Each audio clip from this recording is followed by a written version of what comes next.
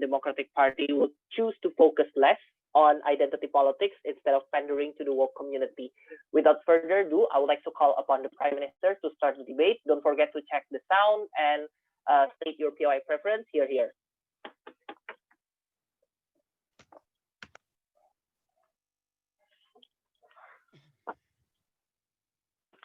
Oh, sorry.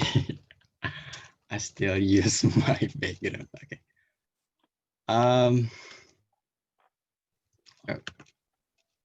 Okay. Naufal, what's your POI preference?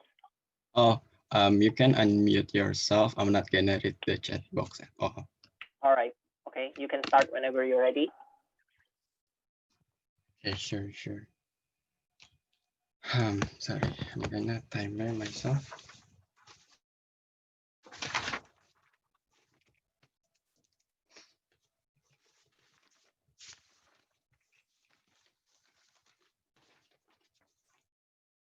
Okay.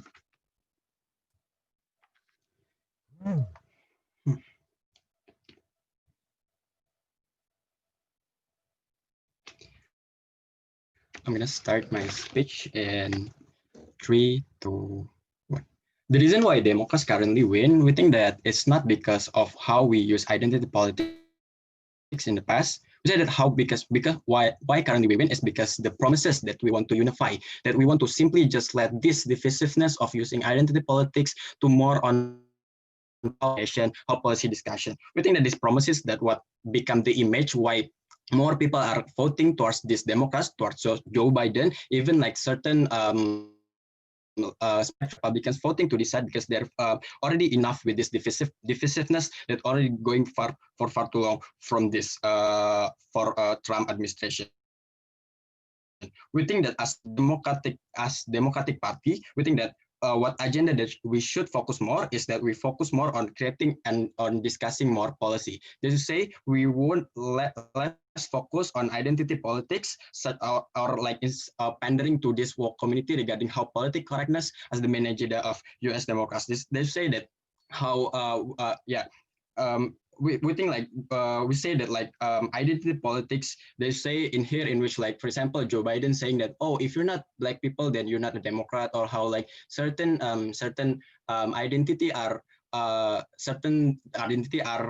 linked with a certain party, like if you are white then more probably you are Republicans, or like those certain political correctness. I think that that's not going to be better. So we think we're going to prefer policies. Opposition cannot say that, oh, we're also going to like focus on policy, because notice that we have the leader for example, and how that if they want to focus more on identity politics, then they should go both on that, like the past that we focus more on identity politics and less talking about policy.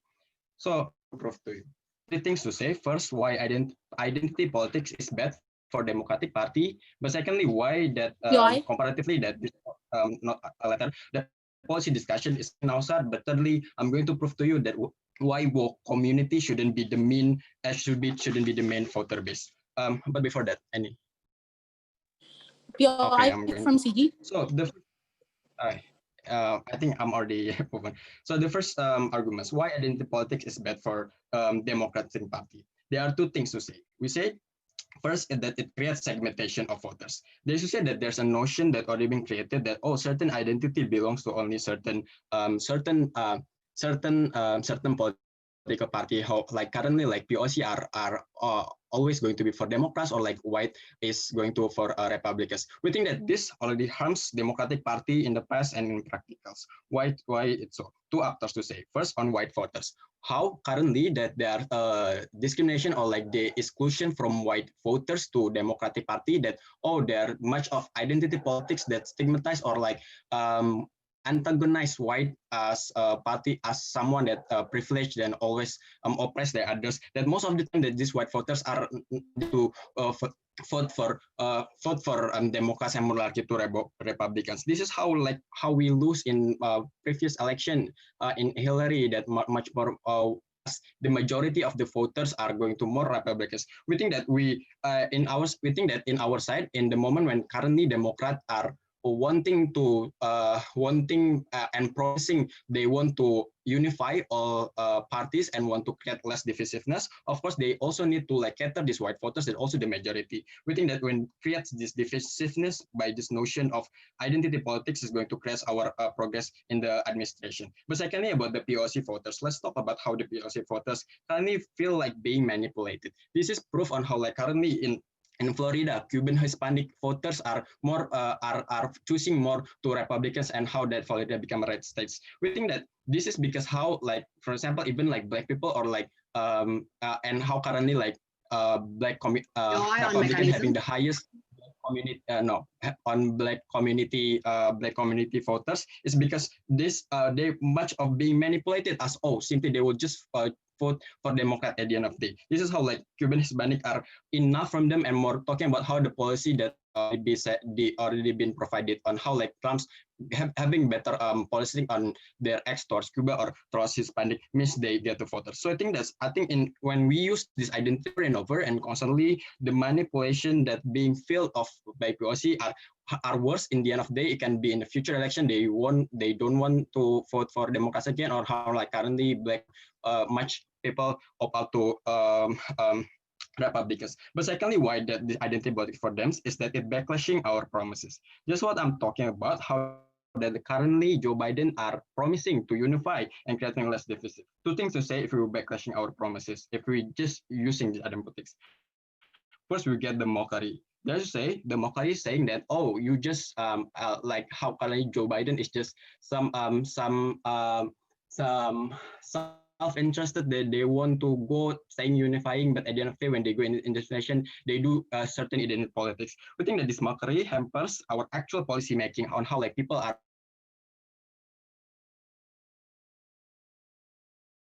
the that can be reliable. But second thing, we think that is also bad for democratic faith in the future election. Let's say that there are an image that democratic is tokenistic to pandering this war community. We think that this bad for long term and short term. At the end of the day, we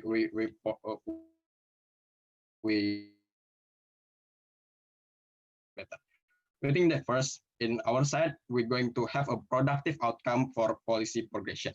To say in current now, Democrats focus more on passing more progressive policy. They say we can discuss more on Green New Deal or discuss more on certain progressive value that already been set aside because we using too much identity politics in the previous administration. But second, also the image that I'm talking about. The comparative is that how you currently you fulfilling your premises, and we think that the how you successfully on creating less divisiveness are going to create your image and electability are higher for the next election. But thirdly, let's talk about why woke community shouldn't be the main voter base. I think that the reason why this notion to like more pandering to woke community and caring about this political correctness is that the problem is that this woke community oftentimes the community that cancel each other. So it means that the it how happens in the past, how like most of the times that like this woke community like cancel certain democratic candidate or democratic senator and all of that. We think that it's bad for on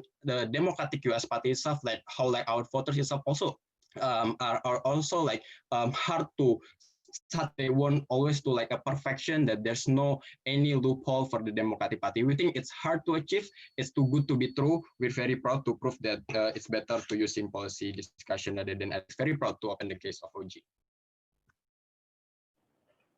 Yeah, I think now for the speech. Now to hear the response, I call upon Leon. The floor is yours.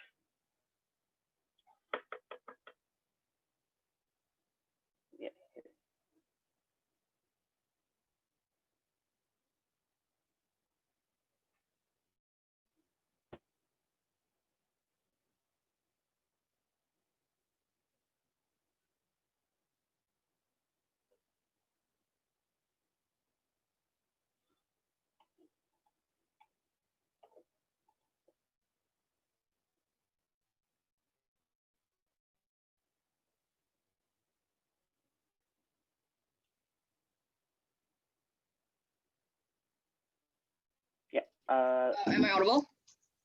Oh yeah. POI preference. Unmute. probably only take from closing government.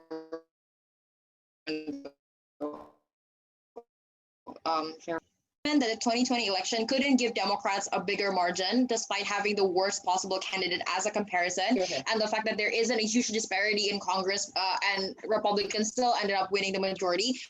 Because there wasn't enough identity politics, there wasn't enough pandering to the woke community. Kamala Harris was known to be very harsh in punishing Black people in court. Democrats haven't been pandering to Mexicans. Hillary and Biden in the past 4 years have never addressed the problems that Mexicans feel. They pander to minorities, but they don't offer them a safe haven, a policy that helps them. They're handling Black Lives Matter poorly, right? This is also the case with Hillary, that panders to women, but has no good policy for female empowerment. The last US president that used pandering to minorities to the best of his advantage and used pandering to PC community to the best of his advantage was Obama, and he won with an overwhelming amount of Black voters, ladies and gentlemen. This shows that Democrats have been successful with their strategy of pandering to woke community and minorities up until they supported centrist individuals who forgets about identity politics and forgets about how to pander to minorities without being tokenistic, ladies and gentlemen. So what do we want in our side of the house, right? Our mechanism is we want to pander correctly, right? We want them to, we want future candidates to handle BLM movement better. We want people who defended Hispanics and all the people Republicans alienate as immigrants more publicly. We're going to be more like AOC, who has been shown to be successful in appealing to the PC community and defending the minorities, where we also believe that economy is not a trade-off, right? We're also going to and economic empowerment for minority classes. We think that is also a part of pandering to woke community. Before moving into my argument, several points of rebuttal, right? They talk about, basically the only thing they talk about is how there's a segmentation of voters and we're going to make it divisive for white voters, right? First of all, there's no explanation why it's going to create a divide within our voter base, right? Because we believe that our voter base has never been the majority of white people. Our voter base has always been the progressive white people and minorities at Udayana. We think that the reason why we have so many minority support is because a lot of minorities flock together because they're under the same oppression and they believe that oppression comes from white people. And that's why when Democrats pander to minorities, it's very easy for them to flock together despite their differences, despite the different races between Hispanics, Asian, and Black people, for example, because they know that they're equally oppressed. And that's why we think that there is less chance of segmentation. But why is it okay we take away white people from our voter base? One, because white people who cares about progressiveness will still vote for us if we still pander to PC community. But secondly, we think that white people who don't vote for us to begin with is a wash anyway. Regardless of what we're going to do, they're not going to hand over their votes to Democrats exactly because Republicans is a party that they're loyal to. They know that Republicans have always favored white people, and that's why we don't think that we can win over white voters anyway. Secondly, the Green New Deal, right? This is something that they said that they want to focus more. We think that Green New Deal and other environmental policies is not a trade-off with identity politics. We believe that this is actually complementary because usually white people and boomers don't care about the environment. It's the minorities who care about the environment because most of them, for example, immigrants have relatives living in sinking islands, for example, or people who have been loyal with Democrats and therefore support environmental policies as well. We think that the people who will support Green New Deal aren't the white people that they're trying to pander to, and that's why we think that it's not a trade-off. Let's talk about my extension, right? I'm going to talk about why Biden wins, but there's still a majority of Republicans in Congress and why that is dependent on Democrats relying on pandering to minorities. I'm going to talk about why this is important, and then I'm going to talk about what is going to happen in our side of the house. So the issue that young voters care about the most in the current election and the future election to come are minority rights and environment, ladies and gentlemen. That's obvious from the amount of mass they galvanize for Black Lives Movement and the climate march and how much they care about the environment that is currently dying, right? We think that the problem is in the 2020 election is that they are disappointed, no thank you, is disappointed that Democrats are forgetting their old ways of listening to minority rights and defending political correctness or progressiveness in general. The Democrats Party for the past 2 elections have continued giving their public endorsement or support through funding to centrist candidates like Biden and Hillary instead of Bernie, who is not tokenistic and actually have good policies who actually cares about minorities and actually care about the environment, ladies and gentlemen. That's why a lot of them don't want to vote for Democrats. They create a huge movement of abstention because Democrats stop doing what they were created to do. That's what, because Democrats stop pandering to the woke community and pandering to identity politics that minorities care about, right? The only reason why they're still voting for Biden despite going abstain in like Congress election is because Trump is such a bad candidate that they cannot afford Trump to win. The election of Amy Barrett as a Supreme Court justice also pushed the urgency of people choosing for Biden. That means the reason why Biden wins in this election is a fluke, just because we have a comparison and just because we have a pushing urgency. But the Congress is a huge proof that Democrats are losing their voter base because they don't pander to minority community and the woke community, ladies and gentlemen. So we think that why this is so important, right? Because first of all, in the future, young voters will continue voting, and they're the ones who will be voting for a long time because they're the ones who are like replacing the boomer generation, right? A lot of them will die next year, and a lot of like really loyal Trump supporters are not going to continue voting for Trump. It's the young people. But in the next election, we don't have a atrocious comparison such as Trump to continue boostering up Democrat candidates that are disappointing the current youth voters, ladies and gentlemen. That means in the future, we need to actually pander to minorities without being tokenistic so that the current young voters will want to vote for Democrats in the future. Second reason why it's important is because Republicans, regardless of what we do, are always trying to win with identity politics. They pander to white voters because it's easy. You only appeal to their relatability and their emotions, right? It requires very little attention span, and it doesn't require white people to totally understand their policy as long as they understand these people understand my white identity. We think that when you are faced with the Republicans who continue to use a very easy way to win through identity politics, it's very hard for Democrats to win if they only focus on policies, ladies and gentlemen. But third reason, even if you have such a good policy that nobody can deny, right? We think that people have different preferences of economic policies or environmental policies, right? Sometimes Democrats win because they have a better economic policies, but sometimes Republicans have the upper hand because people are reeling from the recession from Obama, for example. So economic policy is not something that you can use to constantly gain the upper hand from Democrats, but the one stable thing that Democrats will always have that Republicans don't have is political correctness, ladies and gentlemen. We see that how Republicans support people who thinks that having different gender names are something that is complicated. People who shut down, like Tommy Lahren, who's a huge spokesperson for the entire Democrat supporters who don't care about PC and call everyone liberal snowflakes, who ridicules people who are PC, ladies and gentlemen. That's why we think that what happens in our side is when we stop being tokenistic, we can adhere to more people who do care about PC, and we can establish our niche as Democrats. We back to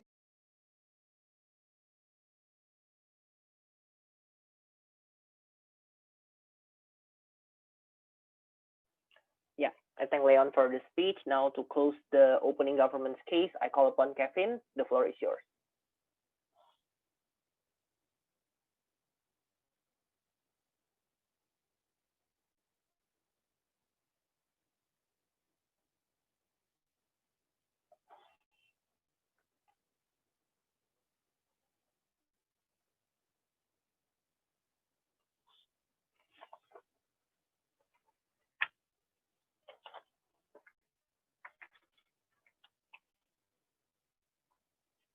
Yeah, check, Kevin. Oh, sorry, tadi mute ya. Sorry. Yeah. So Just what's your POI preference? Chat box or okay. I'm gonna chat box or unmute? just POI on the chat, but I'm probably going to also on the accept dari KO. Jadi kayak ya udah. Halo. Okay. Yeah.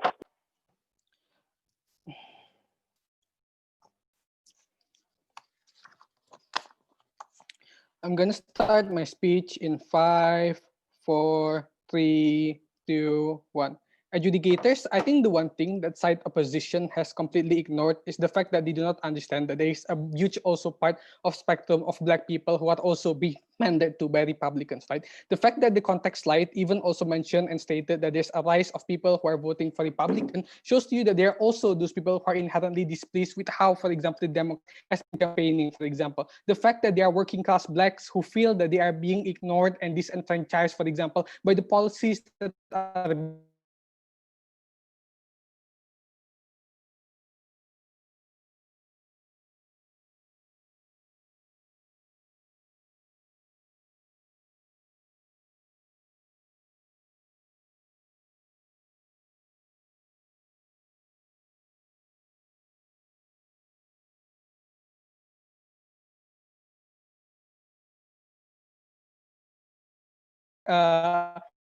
just like mocking each other on the street, for example, the fact that you're a bad Republican, you're a bad Democrat, that's something that's also they don't like. For example, that's why they go abstain. I'm just going to extend one thing on my speech. I'm going to focus on explaining now first why it's a strategic for the Democrats not pursuing identity policy, and other rebuttals will be intertwined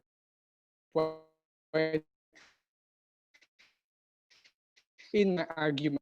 So let's contextualize identity to, like what Nova said. Joe Biden says that you are not black if you are not voting for him, for example, or you're going to most likely cancel politicians that are maybe just much more pragmatic and see that the policies that you are trying to offer, for example, is something that's just not realistic, and you have to compromise. The problem with it right now is you have to understand that this makes minority, for example, actually don't want to actually put all of their trust in Democrat to begin with, right? The fact that states like Pennsylvania was closed, the fact that Florida becomes red state because Cuban vote for them is a proof to you, and it's a testament as to how, for example, the Democrats has been displeased with them being used and being taken for granted by Democrats to begin with, right? Exactly when Leon explained that, Leon explained that that these people are, for example, are being disappointed, for example, that's a testament to prove to you also that most likely these people are also feeling underwhelmed by what the Democrat could be given in the end of the day, right? The fact that they've been told that you are going to vote for me anyway, right? For example, so I'll just promise policies to you, and I'm not going to fulfill you in the end of the day. Those are the big problems.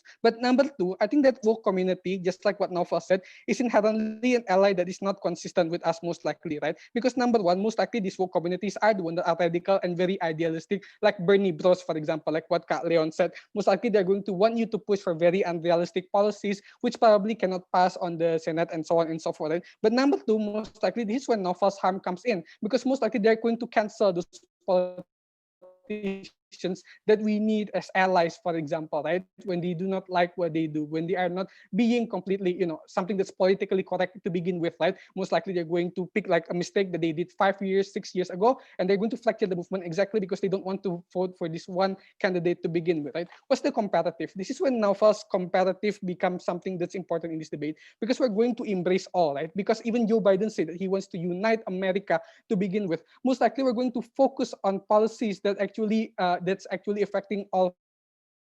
For example, we're going to frame and package it as something that's actually hampering all. For example, healthcare issues which are inherently pandering to all. For example, this is important because has been always been the crux of Biden's campaign to begin with, right? The fact that he wants to unite America. You have to understand that this is also a form that we want to begin with. We could frame these issues to be multi-reaching to begin with, right? We say that, for example, for the issue of police brutality,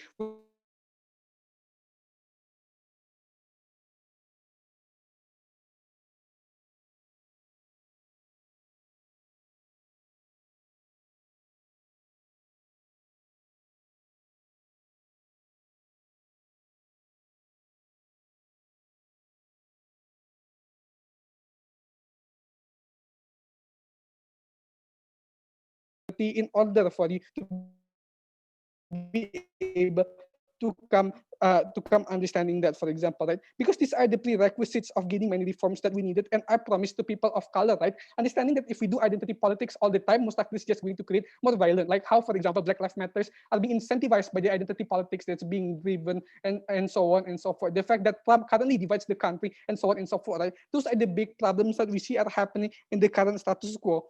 But how do we solve this problem? We think that most likely our policies discussion can pass through, right? The fact that in police reforms, for example, we'll be able to compromise with police union to create better system of check and balance to begin with. The fact that these police unions are inherently not wanting to compromise with BLM voters who are just too woke to begin with, right? Or B, for example, healthcare. We can frame healthcare as something that is needed and wanted by both sides of the white majority. Do not fall to their stance that the white people are only Republican, because white people also exist on a spectrum, right? Most likely there are also those white people who wanted to vote for Democrat, but seeing that, for example, Hillary is a lesser evil of Donald Trump, he picked Donald Trump to begin with. We say those are the people that we also need to pander and pass these kinds of policies to begin with. Because understand what is the comparative inside opposition. Inside opposition, you cannot compromise. You'll be forced to push for radical policies that might just not pass in the Senate rooms to begin with, right? Because understanding that, the fact that most of this,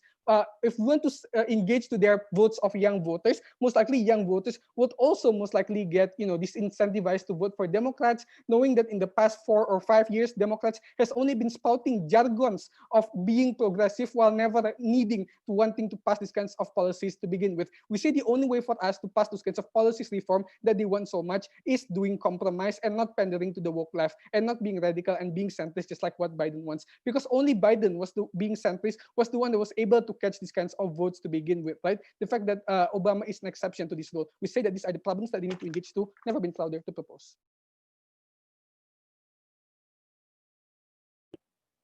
Yeah, I thank Kevin for the speech. To close the opening half of the debate, I call upon Balkis. The floor is yours. Here.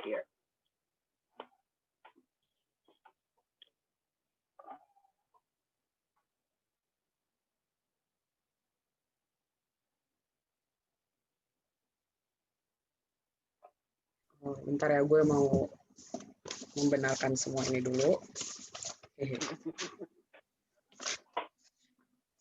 Okay, while waiting, POI preference, chat or unmute? But don't Unmute, be yeah. aggressive. Oh, okay. Okay, you can start whenever you're ready. Okay.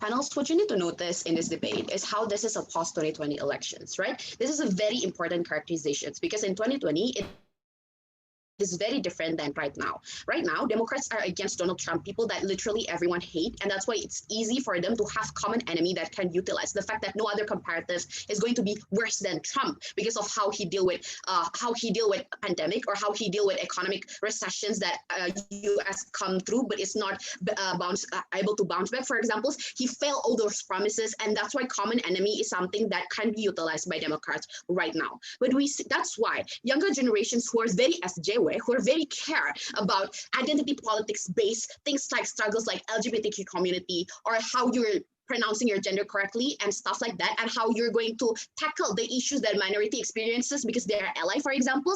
These people are not going to criticize as much right now because they're, regardless of their dissatisfactions with whoever is being represented by Democrat, the comparative is still worse. That's why Democrats can still win in this current elections. But in the future, the moment you're not going to be representative to them, we say that there's two scenarios that's going to exist under their side of the house, right? When the representative is the Republican is no longer Trump, but someone who is more strategic candidates, for example, the comparative is less shit. It's possible for them to get sway or possible for them not to vote anymore, ladies and gentlemen. Because if you're offering the same thing, there's no niche that you're proposing as a Democrat, then what's the use of you voting for Democrats when you don't care about minority, you don't care about racist attacks, because that's essentially what they're doing. They don't want to call out people who are racist. That's why they don't want to care about identity politics like the government told you. But secondly, even worse, they're going to lose trust in politics because there are no ones that they could vote for. That's why they're not going to vote. And this is apparent in Hillary voting, for example. So when people do not want to vote for them or in fact vote for Green Party because they don't give a shit about bad candidates that are not representative towards their interests as a younger generations, right? This is bad because the majority of the voters are going to be the younger generations, exactly people that we need to tap into, ladies and gentlemen. So that's why we think if you're in division, if you want not to ensure that people are going to be unified, it's ensuring that the principle as a Democrat is being catered upon by a representative. You do not only focus on people that are in centers or economic-based policy, ladies and gentlemen. Clarifications. Their problems, to our case, is not about identity politics. It's about bad campaign. They're talking about how we're only talking about rhetorics or very tokenistic. But that's not what we want because that's not strategic for us either. If we want to vote for identity politics, what we're going to talk about is instead of just saying we stand for our races, for example, like what Biden did or like what Hillary did, we will actually promise policies that use increasing Hispanic quota in Ivy League, or better enforcement on anti-discrimination law, abolish ICE, for example, or we support candidates who have consistently pandered to minorities for years, like Bernie and AOC, for example. We said that this is something that are realistic because the trend is very looking up right now, right? This shift of momentum that right now younger generations becoming increasingly powerful because they're able to vote, because right now they have reached the legal age, for example, millennials, ladies and gentlemen. We're talking about people like that, right? So we say that this is a momentum that we need to utilize. In the future, it's going to be very different than right now. 2020 is a very anomaly based. So we think that as a Democrat, it's more strategic for you to opt in towards that, because you can actually attract them to begin with, right? Because in the comparisons, you're not going to care, do racist attack and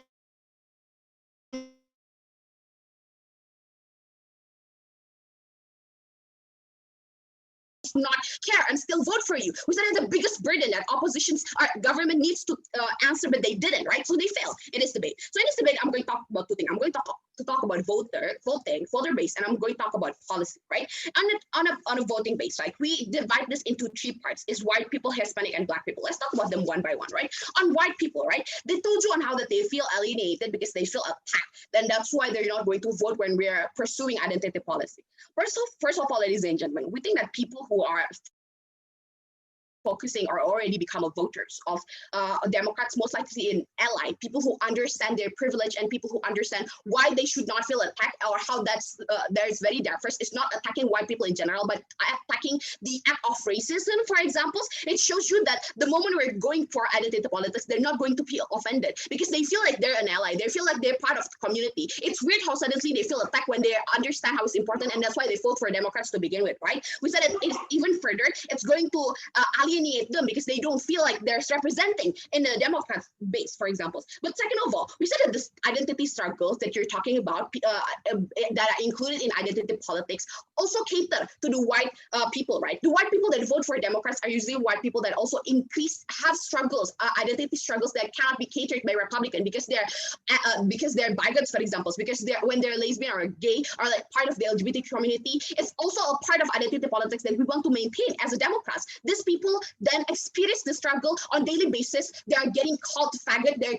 getting called as wrong because they're gay, for example. These are the people who understand the struggle and realize the importance of identity politics, ladies and gentlemen. And that's why white people are going to feel included also under our set of health. They're going to feel alienated under government set of health. But secondly, talking about Black people, right? They talk about on how there are still people who vote for Republican right now. We said that there are people who vote for Republican, but exactly because currently Republican is utilizing identity politics. You can see that from their social media, exposing how there's a lot of Hispanic or like Black people who are voting for Republican, for example. It shows you that they're utilizing identity politics to close the gap of elections, and that's working, ladies and gentlemen. That's why we say that Black people still can be swayed with that, right? We say it's important to talk about that. But lastly, talking about Hispanic, the reason why they're voting for Trump is because Trump is very much prioritizing them. They frame Biden as socialist and communist party and communist government, and they have past grievances from the communist government like Maduro, for example. That's why they immigrate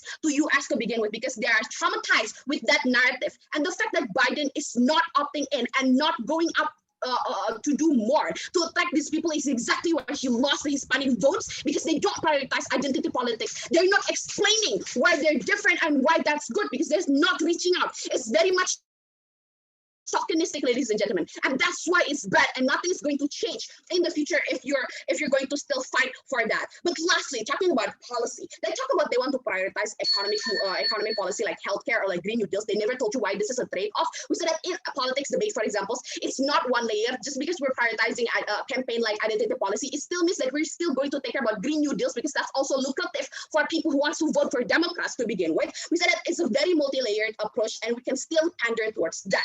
But if you want the policies to this policy to stand even more, we said that you need to care about minorities, because the rich people are not going to care about this. Proud to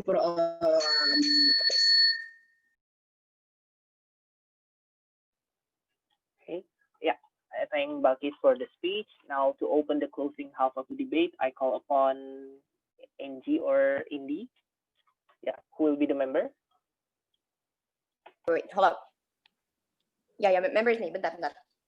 Oh, okay. Yeah. Yeah.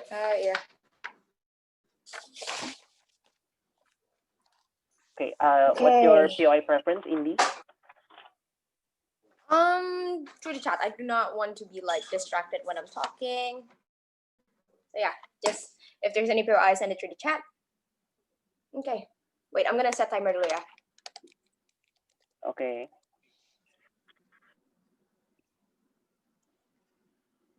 Wait. Sorry.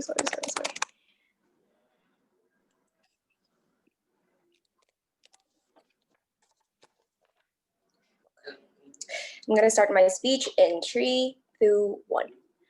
I think in this debate, OO is trying to appeal to the wrong crowd, right? Because they continuously talk about like leftist Americans, leftist people of color, who you don't even need identity politics to appeal to them because they know which party is more friendly to them already, right? These are not the crowd that we are going to appeal to. CG is going to take the stance that Democratic Party will want to win more seats in the Senate and they want to win the 2024 election. We think that identity politics no longer fit in the current status quo of our politics. Therefore, we should just basically get away from the focus of identity politics. So let's not take OO's characterization for granted, right? Because both Leon and Balkis say that POC community will all flock to Democratic Party because they all think that white people oppress them. Well, this is true, but Chair, note that racial oppression isn't the only thing that shifts people's vote, right? I think Leon ignored the fact that the number of Arab or Iran American or Palestinian Americans voters towards Donald Trump this year increases from his previous election because Trump pulled away his troops from the Middle East. He is seen as more peaceful compared to Biden, who is very much into the Iran war or attacking Iran, right? There's a trend among POC of realizing that most identity politics rhetorics or focus are lip services anyway, and they're performative in nature, only to take their votes, so that Democrats can secure a seat, so that they look good on TV. But because as much as Biden says he cares about POC, he will still know Iran, right? Which are the home of a lot of Arab Americans, and they're attached to it. So this is why we think identity politics no longer work, right? Because people have already seen through the facade. They know what these politicians do behind closed doors. This is why a lot, basically, voters are already smarter, right? This shows that while identity politics do work on about Obama's administration, it stopped working by the moment he left the office too, because most POCs or voters who are swayed because of Obama's woke rhetorics are devastated by the outcome of his administration or policies. Left-wing voters are now smarter. They know that most of the time, this identity rhetorics that they use are not going to actually benefit them. It's just a way for them to win. So let's not focus on it anymore, right? So now let's just characterize the US. Let's characterize identity politics because I think this has been very messy in this debate so far, right? Let's characterize the US first. I think when you reflect from the 2020 election, it taught us one major thing, right? That America isn't ready to be shifted more left, right? Bernie quits the race when he was the only contender left for Biden. Elizabeth Warren also dropped out of the race. These people who are actually still pretty center left are seen as too radical or too communist by most Americans. This is to say that most American voters stand on the center right of the spectrum.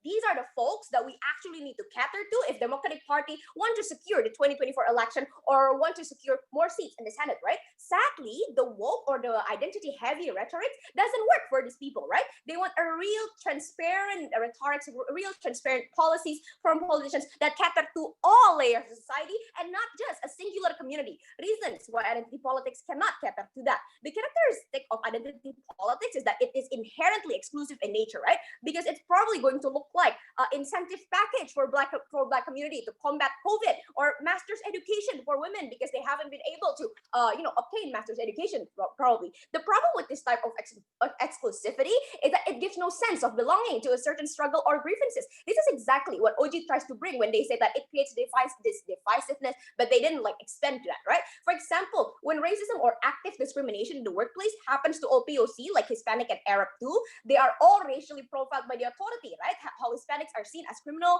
or stealing jobs, or drug dealer, and Arabs are seen as terrorists. But the focus now with a identity rhetoric is that Black folks are the most harassed and the most racially profiled by the society. This creates a wall for other POC to empathize or to support on that certain agenda because it is exclusively for a certain community, right? Because the moment where they want to be involved in a certain agenda, for example, fight for the Black life, politicians who are people around there who are influenced by the politicians who religiously believe in identity politics will gatekeep them and say that, your grievances are not as bad as ours, although this won't be said explicitly by the politician, right? I think that people still understand the impact just from seeing the policies that they air on TV, right? Just from seeing that the focus right now is on Black folks, therefore our focus is there. Our grievances are not as big as them. I don't think this is something that is good for the people. But how does identity politics work, right? I think the reason why identity politics is so sexy and why it gives a lot of votes for politicians, let's say, is because it capitalizes on grievances, right? Politicians will continuously use stories of how Black people are beaten up by the police to just gain Black support, or use stories of how women are structurally hampered to access high level of jobs. We think that capitalizing on POC or minorities grievances should never be justified, because most of the time the politicians are only using it to look PC. That this problem are structural problems that you cannot just solve by one police, right? Let's engage with the best case where the politicians do create a policy, even if it's identity-based, right? I think that the minority-friendly policies that's going to happen under OO will be very general or monolithic, right? Really a job to begin with, that they need to fix the welfare and education system for that, so that they are able to access the job to begin with. Therefore, the policy that they create, the affirmative action that's probably going to happen under the side of the house, is not going to be, beneficial for Black folks anyway, because they are not well, poor Black folks are not well equipped yet with all these skills that are needed for the jobs that they provide. But of course, identity politics this caters to every layer of the community. This is not sexy enough for it to be utilized. They won't touch on the root cause of the problem, because they also won't realize that in the community of POC or minority or basically marginalized community, the problems are not monolithic, right? There are different problems that Black folks face. It's not that Black folks only face poverty, right? But they also face a lot of other issues. But what politicians will do is they will probably only generalize this problem and focus on one thing that seems the biggest, right? This is why this isn't something that is good. They're going to continuously prioritize what is sexy from that community and not really creating, a real and big radical change, right? And let's talk about the voters, right? On my last 1 minute here. I think that when politicians utilize a lot of identity rhetorics, what's going to happen is that voters of a certain identity are now feel forced to vote into that certain politicians, because they have this belief that only this politician will care about me, because they keep utilizing the rhetorics of identity politics. This isn't something that we want on our side of the house, right? Because we're just muddying the thought of the voters, right? We want voters to actually be well informed. We want the rhetorics to be like what OG said. We want the rhetorics to be clear. We want them to provide voters, or basically just Americans, the real thing, the legitimate thing that they're going to do. So, for example, as Biden, maybe like in the next election, he will say, "I will pull away my troops from Iran," so that they will vote for Biden. This isn't something that is lip service. This isn't something that promising a certain package for a certain community, because we think that will only create a massive disparity among Americans, how they will feel that my grievances is not as big because it's not prioritized by the politicians right now. We think that is a dangerous United States to live with for all those reasons, and for so that Democrats can win. Let's just leave out identity.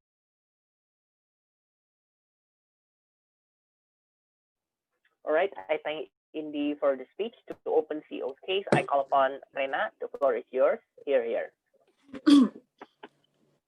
Am I audible? Yes. PI preference? Through chat, please. Through chat. Okay.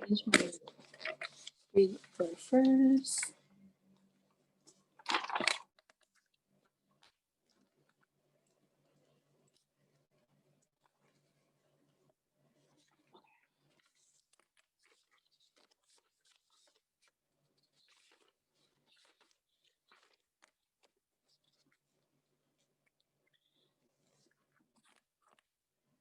I'm gonna start my speech in 3, 2, 1. We say the whole bench of opposition should win this debate because why? Whole bench of government never been able to show you what do they actually want to do, what is the alternative of identity politics itself, right? They say they want to create policy that is general. We say policy, we say that doesn't mean in the opposition side there will be no policy at all, right? We say that even if we do identity politics, we see that policy can come based on identity itself, right? Because we think that even in America, there should be more policy that is based on the identity of the people. Because why? Because we say there is a structural oppression long before America even there, because we did slavery through black people, slavery to people with color. It shows to you that even the policy itself come in the form of identity base, and the policy itself come in the form of affirmative action, right? And we say that's exactly why whole government bench never actually explain what do they want, what is the alter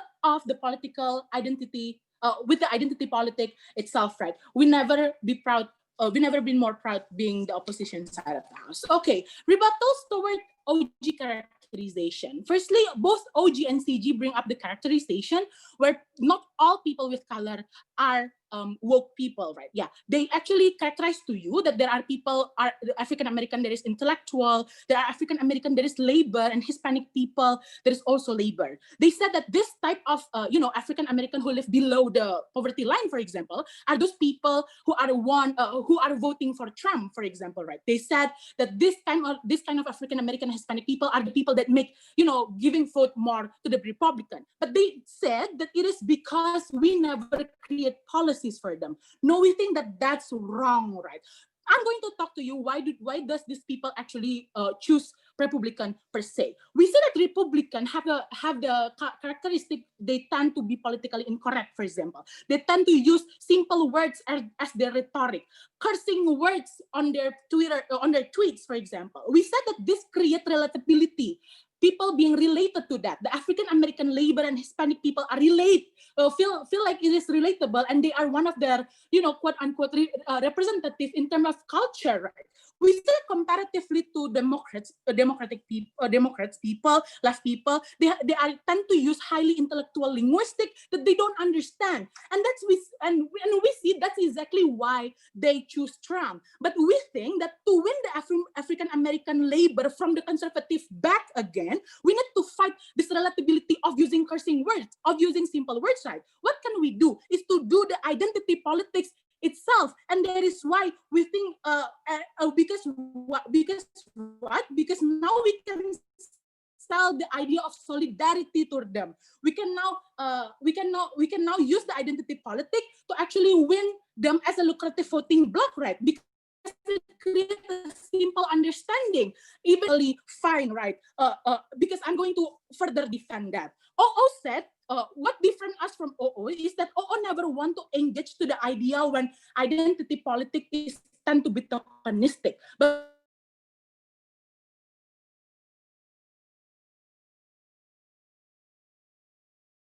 be the most exclusive contribution coming from CO, right? Okay. Okay, now we are going to move to actually explain about why is it, even if when it's going to be tokenistic, it's okay, right?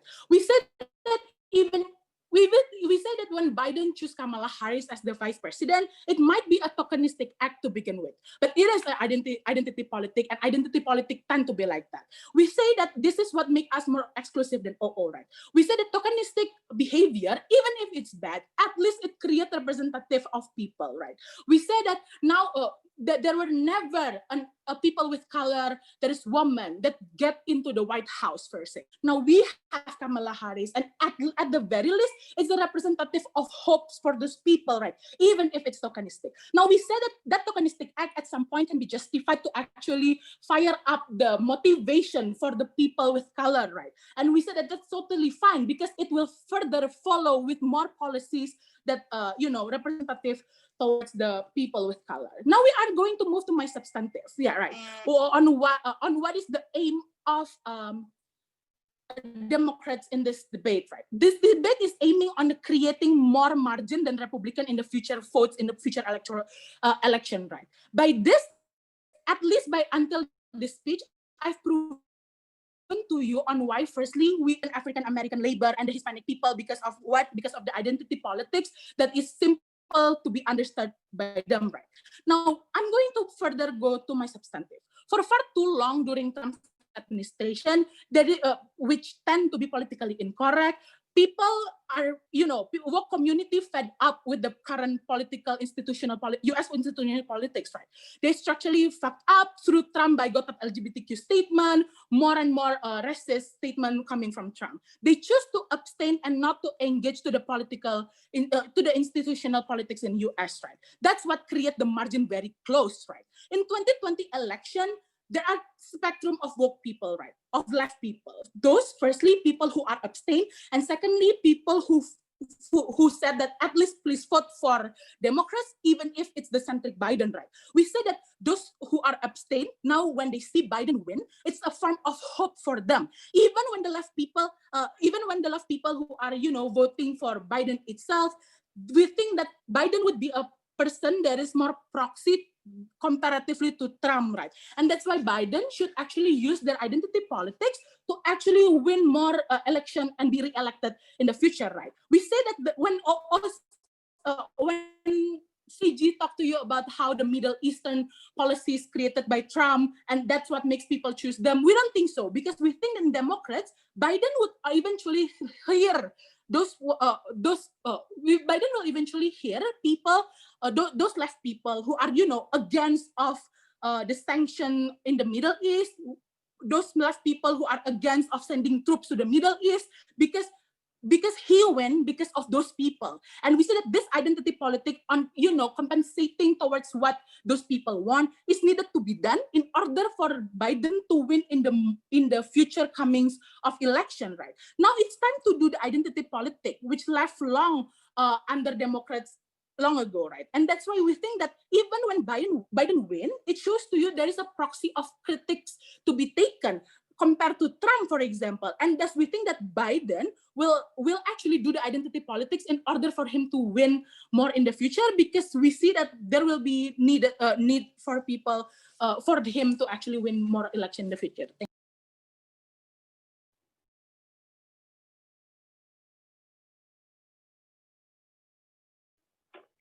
All right, I thank Rena for the speech. Before we move on to the government whip, I just want to remind all of the observers, consider yourself lucky enough to be allowed to watch this debate. So please refrain from shaming the speaker, because it is a consensus that all 8 speakers reaching to this round, it's not a fluke.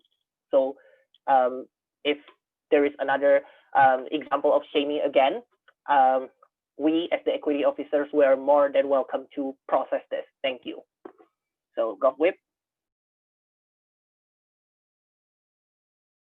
Okay, my preference in receiving POI is none, so don't throw me POI. But if there's supposed to be, you can type it on the chat.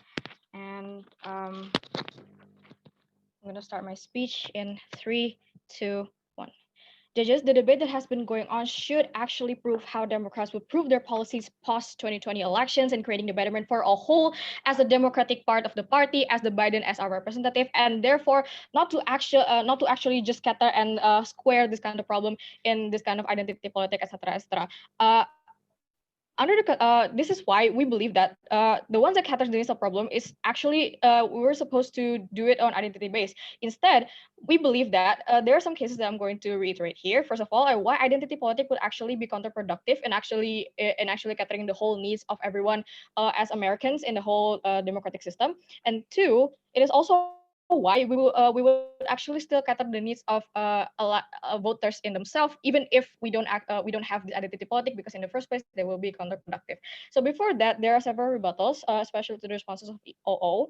OO said that if we don't have identity politics, we therefore wouldn't call out on the issues of racism, and therefore we wouldn't condemn in this kinds of atrocity that has been going on by the kinds of racism. We believe that it doesn't mean that we will count out racism. It doesn't mean that we wouldn't call out racism. It should be noted that racism is actually an inclusive kind of problem. Not just Black people would have this problem, not just some several kind of Hispanic people would actually have this problem. So therefore, we think that by not only focusing on these kinds of people in specific, as my member has already told you, we believe that we would give a better weighting to other races too, that their problem is actually on the same kind of amount and weight that they should be prioritized with. And we believe that. And also, this makes that racism doesn't only happen in one certain kinds of identity politics in itself. Right? So we think that just by having this kinds of calling out is actually not justified in itself. So second point of rebuttal, even with representation, there's going to be a lot of divergent problems in one community, right? So for example, we are going to choose one person as a representative of the Black. We have to actually see again in which kind of Black that they actually came from. They could came from Hispanic Black. They could came from less privileged Black. They could came from a more privileged kind of Black. So there are a lot of other class biases. There's a lot of other social kinds of reasonings and problems that at the end of the day, even representative doesn't always cater to the whole needs of the whole community in political identity in itself, because there's going to be a problem divergence that wouldn't really solve the problem even with representative being present in the first place right there. So continuing on to my cases. So first of all, why identity politics will be counterproductive, right? First of all, my member has already told you how identity politic is characterized as. First of all, there will be no sense of belonging because there will be a framework as how, for example, these kinds of certain identity-based politicians will say that, oh, Black Lives Matters, for example, or maybe Hispanic Lives Matters. But also other kinds of races would feel like there's no sense of belonging, right? They will see that, oh, we have a problem, but apparently it's weighted more on their side of the house because there's actually a representative in this, right? So therefore, I'm just reiterating what the characteristic of my members already said. They also will be tokenistic, and it will only be used to capitalize based on their grievance, and not therefore quite really for the betterment of the people in themselves. So we think that by these kinds of politicians actually passing in the kind of politic realms, it will be it will only work on specific type of folk. For example, they will stand up for the betterment of the labor of Black women, for example, or maybe the betterment of labor for the Hispanic woman, for example, or maybe immigrants, etc., etc. People will only focus on the identity politicians and the identity policies in itself. So even so, we don't see that how it would cater the problem of all people. That we see that uh, uh, uh, we see that, for example, a problem of labor is actually something inclusive for us to solve. A problem of worker is actually something that is inclusive for us to actually solve. So we think that by creating these policies that is binded by identity politics, it would only create a sense of exclusivity that doesn't necessarily need to happen in the future of America. So even if these kinds of identity political policies will create in a clear merit policies, people wouldn't even know which one to prioritize first. There's always going to be a differentiation of problem. There's always going to be a differentiation of um, people of color, or maybe different types of races and religions, etc., etc. So people therefore will be more confused. Which one should I even prioritize more if we were about to create a representation or a betterment for these people, right? Which one should I prioritize more? Because not every representation of POC can make it to the office, right? Even if we force each and every kind of representative to be there in the office, we think that it would be counterproductive because therefore they will be judged as their identity. It will be tokenistic. You just enter the office just because you're a certain part of identity, not just because of your credibility, etc., etc. So we think that this kind of Black person only, for example, this kind of Black person only cares about Black people. This shouldn't be the norm, etc., etc. So we think that regardless of identity. So we think that in our case of the world, regardless of identity, politicians should be able to cater to everyone. This is should be catered to everyone. This is why, continuing on to the second extension of my argument on how on the context of post 2020 elections, the debate should actually fall on how we would pertanggungjawabkan our own policy as Biden and as Democratic Party in the first place, right? So we think that my member has already told you the characterizations of American people right now is that they aren't ready to be steered too far to the left, right? There are a lot of voters are actually more leftist centric, in which we believe that by this, a lot of them have a neutralistic kind of point of view. They don't actually stand for quote unquote what you say as SJW in itself, but they also care for the economic and kind of realistic needs of these people in themselves. So we think that even on the far case in the future, that the O has been saying that, oh, we need to cater the need of millennials who actually cares for this problem. We think that a lot of millennials would actually be more realistic, and we see that with the case of them being centralistic, catering the needs of people as a whole and actually solving the problem as a problem in itself, despite the cage of identity, will be more productive because it would actually solve the problem as a problem. Also, judges, I want you to imagine if just in the case of identity politics actually works, right? So these kinds of people apply identity politics with certain kinds of policies that works in certain kinds of identity. and somehow this kind of policies doesn't work. The judgment will therefore fall on their identities, right? The judgment will therefore fall on, oh, why are these black people opposing this kind of policies just because they're black? And therefore, the judgment of this wouldn't even be natural in the first place. And also, no, thank you. Sorry, just read. So therefore, it wouldn't be credible for their policies in the first place. We think that this kind of identity politics should only be detrimental towards the betterment of policies in itself. So therefore, we are proud to propose. Thank you. Yeah, I thank Angie for the speech. Now to close the whole debate, I call Mary. The floor is. Am I audible? Yep. Echoing ya? Yeah. Hold on ya kak. You want to choose? Yeah. I'm gonna use Ayu Bintang's Right now. device. Oh yeah. What do you mean? Okay.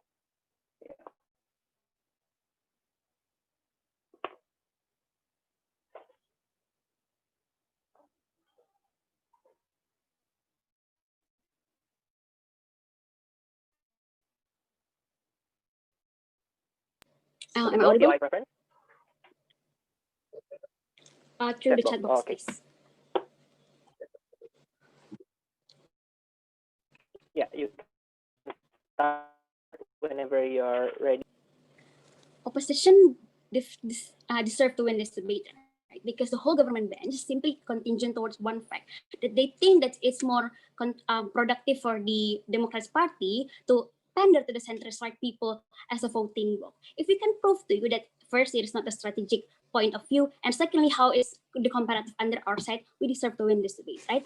First, on the what is their whole stance? The whole premise of the government bench is simply by saying that no, we don't have to utilize identity because simply we need to pander to as much people as possible, right? To the majority. Which is very contingent to the narrative of colorblind, for example, right?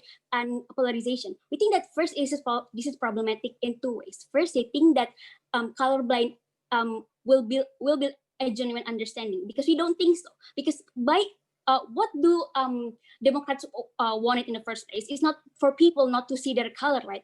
We want that people see our color and still defend us. We don't want our existence questioned simply because we have different color, right? So we don't think that relying on somebody else's bigot perspective of life is really a constructive way to create this narrative. Right? And secondly, you will pieces off your most lucrative voting bloc, because on the left, people think that it's not really persuasive for you to campaign by making colorblind policies in the first place, because the leftists will be pissed off that you refuse to see them as they are and accept them in the way that they simply being and existing in the current world, right? So we think that the whole bench is very dismissive and very defensive. So let's just assume what do they want and what is the roadmap that they haven't even bring up in this debate. They simply would say that, well, we're gonna promote our policies, for example, by making this pandering to the, for example, pragmatic details, or for example, how much money we're going to spend towards this policy, or for example, how much taxes are we going to raise if we create Medicare for all, for example. We think that this is not persuasive in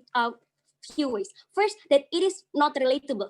Imagine that you are a mom catering for your child in home, right? You don't really necessarily care about how much money you would spend on a policy, and you don't necessarily have the time, for example, to calculate whether or not in the pragmatic sense it is going to be persuasive and even influential to you, right? But we think that in identity politics, at the very least, your identity, your being as a Black person, as a minority, as a woman, for example, is going to be protective. So the comparative is that it's not really relatable. But secondly, it relies on it relies heavily on how educated you are, right? So then we think that this is very strong in a lot of ways, because first we think that the majority of people do not have that level of intellectualism, and we think that it's gonna be alienating for people to be expected to have that kind of capacity of understanding of pragmatism of policy, right? And we think that even the process of making the policy in and of itself is very complicated, and we simply do not think that that is a very persuasive way for you to pander to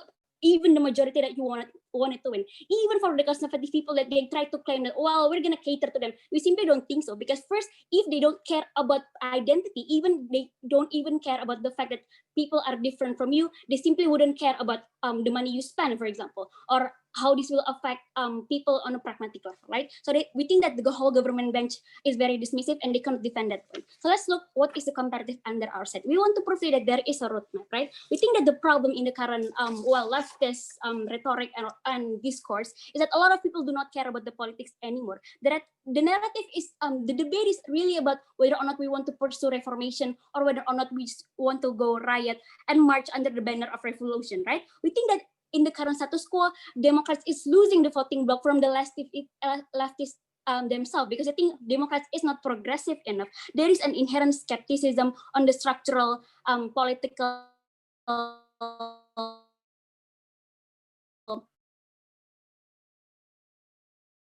in current government. Trump fucked a lot of things up, and we think that this is the right momentum to win that voting bloc back to under our side, right? So how this, what is the roadmap to this solution that we want to propose to you? First things first, let's look at what happened in the Trump administration. First, we don't think that there is any constructive criticism that you can give to Trump, for example. There is no roadmap for these structural changes. But then in the Biden presidency, we think that there is, okay, hold on. In the Biden presidency, we think that the narrative is whether or not you need to vote, right? Because people do not think they have to vote because, oh, well, Trump's going to win again. The Conservative Party is going to win again. But there is a lot of left who advocates for this. They will make you vote because they think that this is a chance. Even if Biden is centrist, this is the way to go, because the debate is about evil versus lesser evil, right? That this shows that the left is big in number, and that the Biden and Republican and Democratic Party can rely on this voting bloc, and thus they have the moral obligation to pander to these people, right? Even if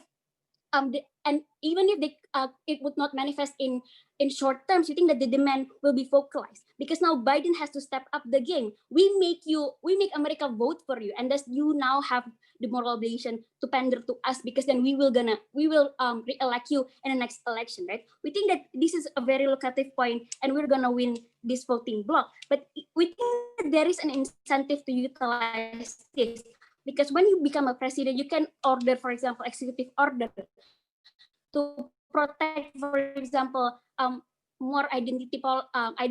The comparative is strong. That even if even if this is not the progressive stance that you want to take, this is where we have to start. And when we have proven to you, we are very proud to oppose this motion. Thank you.